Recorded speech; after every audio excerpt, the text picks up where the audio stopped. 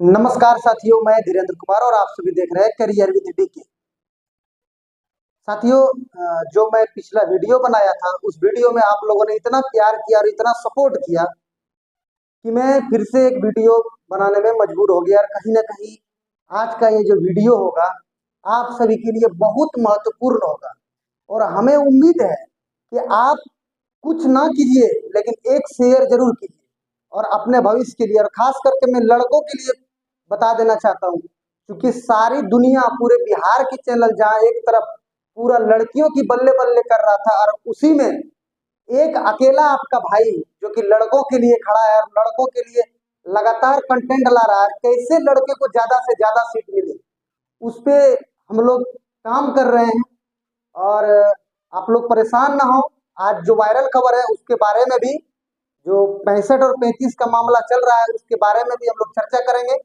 फिलहाल आज जो डरावना तस्वीर हमारे सामने आई है, जो हमारे न्यूज 18 के संवाददाता हैं रजनीश जी, उनके द्वारा कुछ लड़कों को गाइडलाइन दिया गया है। बीसी के दौरान वो जुड़े थे और उन्होंने क्या कहा, थोड़ा सा सुनिए पहले आप उनकी बातों को, उसके बाद मैं आप लोग को बताता हूँ। ये बताकर हम शुक्रिया, आप लोगों को टेंशन दे दिए। ये प्रक्रिया लगभग 3 साल से बिहार में 4 साल से चल रही है, ठीक है, और 4 साल से प्रक्रिया चल रही है। बेल्ट्रॉन ही ये काम करता है। स्टेट की जो परीक्षा होती है उसका जो रिजल्ट जारी होता है, आप लोगों को याद होगा कौन लेता? नोडल एजेंसी आपका बिहार बोर्ड, ठीक है। लेकिन एग्जाम का काम कौन करता है, जानकारी ले लीजिएगा। टीआरई 1 और टीआरई 2 में भी आपको ये पता कर लीजिएगा बेल्ट्रॉन ही था। बाकी जितने भी आयोग हैं वहां पर पिछले 3-4 साल से बेल्ट्रॉन ही संभाल रहा है। तो ये तो जानकारी आप लोगों को हम चूंकि नया जानकारी दे दिए कि बेल्ट्रॉन करता है, लेकिन ये नई बात नहीं। और उम्मीद रखिए कि इस चेयरमैन से ये उम्मीद कर सकते हैं, जो बातचीत मुझे दिखा है, ट्रांसपेरेंसी को लेकर थोड़ा सा ये तत्पर है। ये जब तक रिजल्ट नहीं आएगा तब तक हम एलिगेशन नहीं लगा सकते कि भाई अभी गड़बड़ी हो गई। समझ रहे हैं बात आप? रिजल्ट आने के बाद ये पता चलेगा कि आखिर रिजल्ट में धांधली हुई है, क्या सेटिंग हुई है। रही बात आपको जो पैसा लेकर जो नंबर बढ़ाने का जो खेल चल रहा था बीच में कि भाई मुजफ्फरपुर से मामला आया, तुम्हें पैसा दीजिए आपका रिजल्ट जो है इतना नंबर आया, कटअप इतना है आपका, ये है ये है, बता रहा था। उसमें ये हुआ कि भाई चेयरमैन से हम बात किए, उसमें ये हुआ साइबर कैफे से जिन लोगों ने फॉर्म भरा है वहां से डेटा लीक हुआ। हम बोले फिर भी इतनी जानकारी साइबर कैफे के पास कैसे हो जाएगी? हम इस सवाल का जवाब मांगे थे। उसके बाद उन्होंने इस पर जो टोल फ्री नंबर वगैरह है उसके बाद अधिकारी को ये सब किया था। पहल हो रही है, लेकिन अभी भी हम दावा भी नहीं कर सकते हैं कि रिजल्ट आपका बहुत फेयर आएगा या रिजल्ट में धांधली होगी या रिजल्ट में धांधली नहीं होगी, दोनों चीज।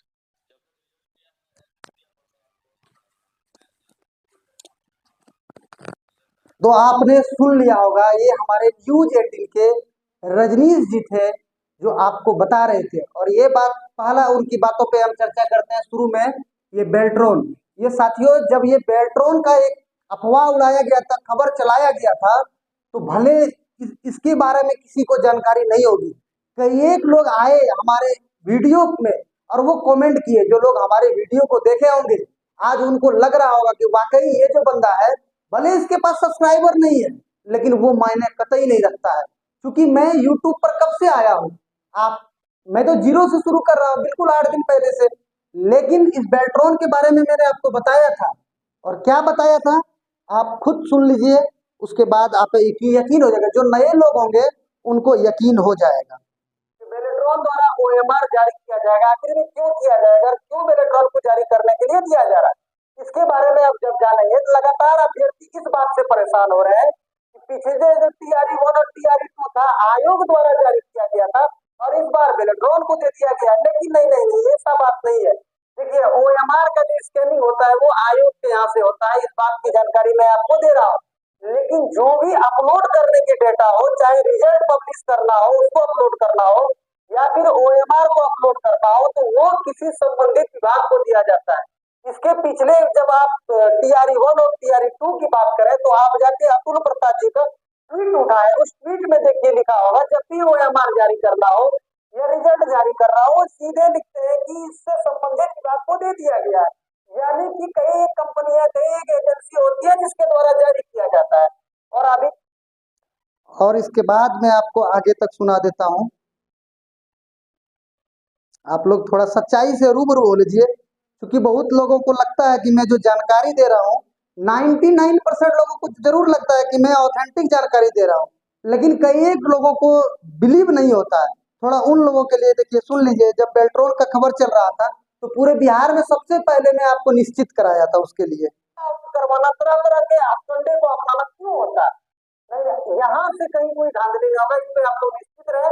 और कभी भी आयोग खुद से OMR अपलोड नहीं करती है, वो संबंधित विभाग ही करती है। उसके अंतर्गत 3-4 कंपनियां होती है, उसके द्वारा अपलोड किया जाता है। और फिर आप आयोग के ही वेबसाइट पर अपना यूजर ID और पासवर्ड से उसको देख सकेंगे।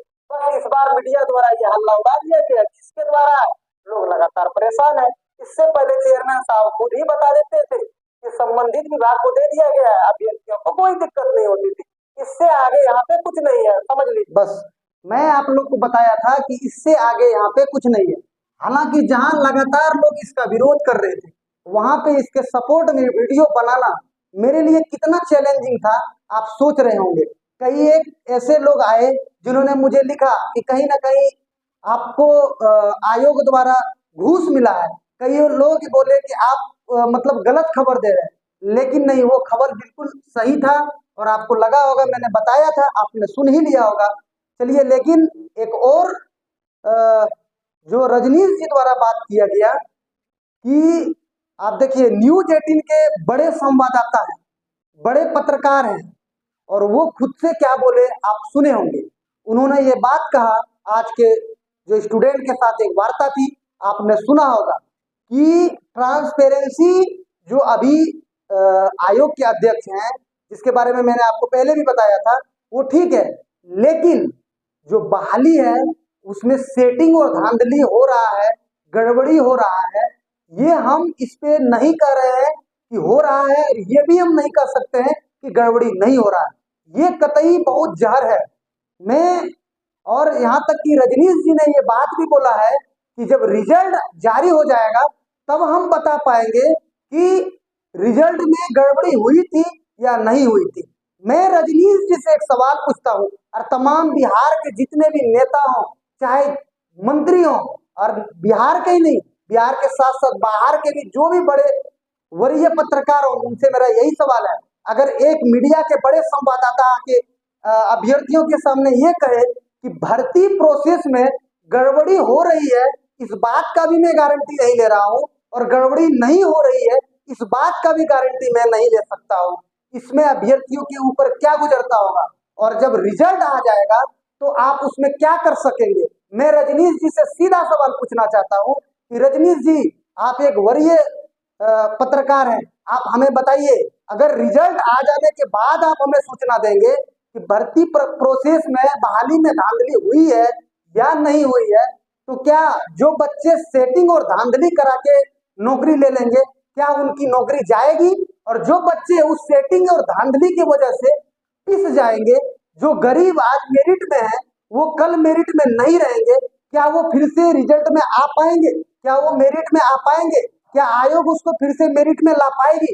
अगर आपके पास जानकारी है तो आज बात को उजागर कीजिए।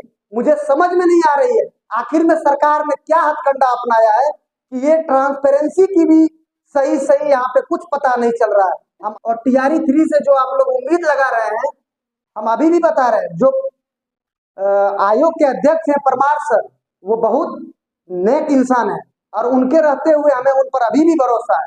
लेकिन आज जो रजनीश जी का जो वार्तालाप था, उसमें उन्होंने जो बात बोला, ये कतई जहर से कम नहीं है। इस बात को लेकर के बताइए, आने वाले स्वतंत्रता दिवस 15 अगस्त को जो हम लोग मनाएंगे, क्या स्टूडेंट अपने आप को स्वतंत्र फील कर पाएंगे?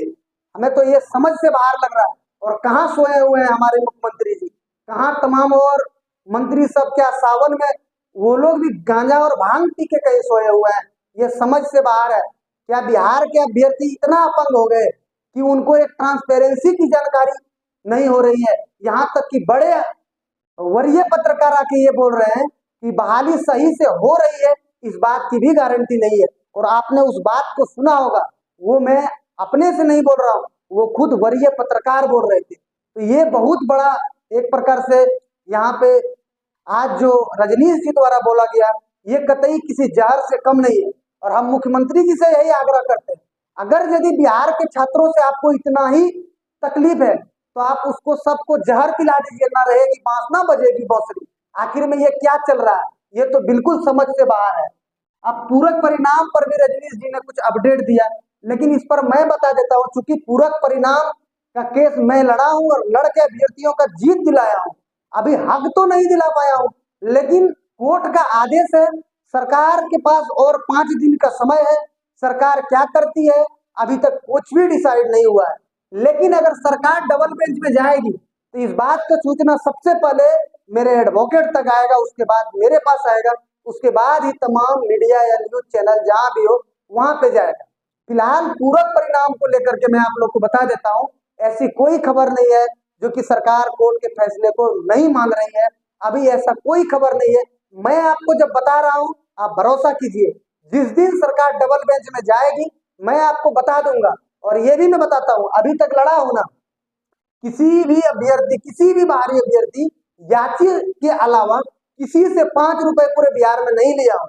और उम्मीद करते हैं उसी ईमानदारी के साथ आगे भी लड़ाई जारी रहेगी। बस आप लोग का सपोर्ट चाहिए और आप लोग का प्यार चाहिए, और आप लोग ज्यादा से ज्यादा वीडियो को शेयर कीजिए, और जो लोग देखते हैं वीडियो को कम से कम सब्सक्राइब कर लीजिए। सब्सक्राइब करने में तो आपको पैसा नहीं लगता है, हमारा चैनल बड़ा होगा तब तो हम यहाँ से आवाज उठा पाएंगे।